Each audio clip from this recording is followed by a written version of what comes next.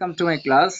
আজকের ভিডিওতে আমরা আলোচনা করব প্রাইমারির প্রধান শিক্ষক নিয়োগ 2025-এর ইংরেজি সিলেবাস নিয়ে। আপনারা সবাই অবশ্যই জানেন এবার এমসিকিউ টাইপ পরীক্ষা 90 মার্কের হতে যাচ্ছে। 90 মিনিটের পরীক্ষা। এই 90টা এমসিকিউর মধ্যে 25টা এমসিকিউ থাকবে ইংরেজি সিলেবাসকে কেন্দ্র করে। So let's get started. Okay, ইংরেজি সিলেবাসটা 3টি সেগমেন্টে বিভক্ত। এক নম্বর হচ্ছে গ্রামার। গ্রামারের মধ্যে মোট 8টি বিষয়কে আমি উল্লেখ করে দিয়েছি। এই 8টি বিষয় আপনারা খুবই ভালো করে দেখবেন। এক নম্বর হচ্ছে parts of speech. Part of speech 8টা থাকলেও 8টাই আপনারা ভালো করে দেখবেন না। সবচেয়ে ভালো করে পড়বেন হচ্ছে নাউন, তারপরে দেখবেন ভার্ব, অ্যাডজেক্টিভ, সেই সাথে দেখবেন অ্যাডভার্ব। এই 4টা খুবই ভালো করে দেখতে হবে। ওকে, এরপরে নাম্বার 2 হচ্ছে আর্টিকেল, ভেরি ইম্পর্টেন্ট।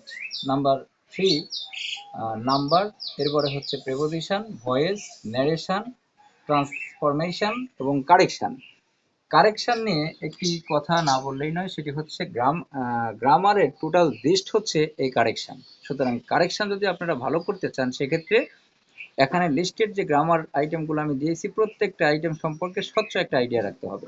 আশা করি বুঝতে পেরেছেন। এই হচ্ছে গ্রামার। গ্রামার থেকে সর্বোচ্চ কোশ্চেন হতে পারে 10টা থেকে 12টা। ওকে, সুতরাং এই বিষয়গুলো আপনারা ভালো করে একটু দেখে নেবেন। এবার চলুন আমরা দেখে নেই ভোকাবস, অর্থাৎ ইংলিশ সিলেবাসের সেগমেন্ট 2তে ভোকাবস থাকবে। এইখানে কোন কোন বিষয়গুলো ভেরি ইম্পর্টেন্ট। ওকে, প্রথমেই দেখতে পাচ্ছি সিনোনিম, অবশ্যই আসবে। এরপরে অ্যান্টোনিম, স্পেলিং। স্পেলিং নিয়ে একটু কথা বলি। স্পেলিংয়ের বিষয়টা কারো কারো ক্ষেত্রে একটু জটিল মনে হতে পারে, কিন্তু এটা প্রথমবার হয়তো আপনারা যখন পড়বেন তখন কঠিন মনে হবে, কিন্তু বারবার যখন প্র্যাকটিস করবেন লিখে লিখে, তখন এই জটিলতা আর থাকবে না। যেহেতু পরীক্ষার জন্য এটা একটা কম্পালসারি অংশ, অবশ্যই ভালো করে দেখতে হবে। ওকে, এরপর হচ্ছে idiom and phrase. Idiom and phrase অবশ্যই একটা বা দুইটা আসবে, সুতরাং ভালো করে দেখতে হবে, পড়ে রাখবেন। One word substitution, very important. সবশেষে আছে হচ্ছে ট্রান্সলেশন অ্যান্ড প্রভাব, অর্থাৎ ম্যাগজিন। ওকে, ট্রান্সলেশন, সাধারণ ট্রান্সলেশন তো অবশ্যই আসবে এবং একটা প্রবাদ বাক্য আসতে পারে। সেজন্য এই অংশ যেহেতু বাধ্যতামূলক, খুবই ভালো করে প্রিভিয়াস ইয়ার যে কোশ্চেনগুলো আছে প্রাইমারির এবং প্রিভিয়াস ইয়ার কোশ্চেন আছে বিসিএস এর, এই দুইটা সেগমেন্ট ভালো করে দেখে নেবেন ট্রান্সলেশন এবং ম্যাগজিমের জন্য। ওকে, এবার চলুন আমরা দেখে নিই 3 নাম্বার সেগমেন্ট লিটারেচার। লিটারেচার জন্য আমরা কোন বিষয়গুলো ভালো করে দেখব।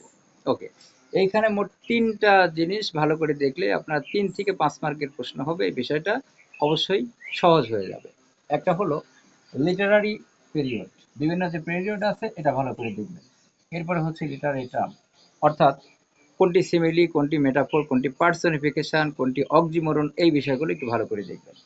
এরপরে main writers of different ages, এই বিভিন্ন ইংলিশ এজের 5টি এজ যদি আপনারা ভালো করে দেখেন, তাহলে লিটারেচার অংশে সম্পূর্ণ টেনশন ফ্রি থাকতে পারবেন। ওকে, এর মধ্যে একটি হচ্ছে রেনেসান্স, একটি হচ্ছে রোমান্টিক এজ, আর একটা হলো ভিক্টোরিয়ান এজ, এবং সেই সাথে নিও ক্লাসিক্যাল এবং মডার্ন এজ। এই বিষয়গুলো ভালো করে দেখতে হবে।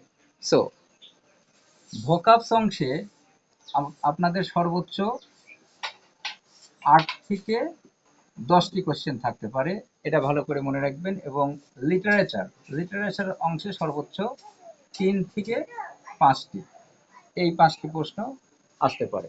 তাহলে গ্রামার থেকে 10 বা 12টি, ভোকাবস থেকে 8 বা 10টি এবং লিটারেচার থেকে 3 থেকে 5টি প্রশ্ন আসবে। ওকে, যারা এবারে পরীক্ষার্থী ক্যান্ডিডেট আছেন সবার জন্য শুভকামনা থাকলো। আজকের যে সিলেবাস নিয়ে আমরা আলোচনা করেছি, এই সিলেবাসের প্রত্যেকটি টপিক আমি আমার YouTube channel Latif's English lab এবং Facebook page rise with English পেজে আপলোড করব। So get connected with Latif Roni.